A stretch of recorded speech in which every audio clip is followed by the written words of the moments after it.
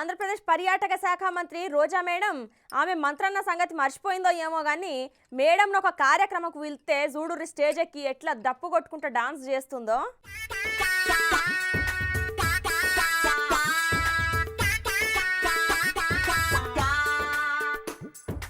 హాయిగా ఇప్పుడు మీకు మంచి వీడియో చూపిస్తా, చూసి ఎంజాయ్ చేయుర్రి.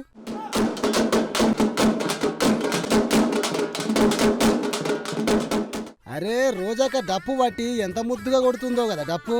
రోజాక ఏం చేసినా ఒక సెన్సేషన్ పోర్రి. ఏంది వీడియో మళ్ళోపారు చూస్తారా? చూడురైతే.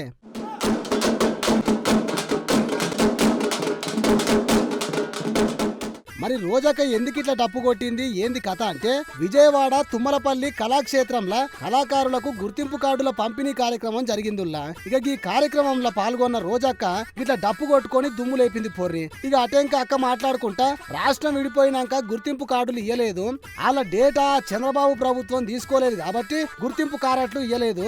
ఇవాళ మొత్తం డేటా ఉన్నది కాబట్టి అంగరంగ వైభవంగా గుర్తింపు కార్డులు పంపిణీ చేస్తున్నాం. ఇక ప్రతి జిల్లాలో పంపిణీ కార్యక్రమం ఉంటది. గుర్తింపు ఉంటే డప్పు కళాకారులకు పింఛన్ ఉంటది అని చెప్పుకొచ్చింది. ఇక జగనాలు సార్ను మెల్లగా చెట్టు ఎక్కించుకుంటా కళాకారులకు అండగా ఉండాలనే జగన్ నాకు మంత్రి పదవి ఇచ్చిండు.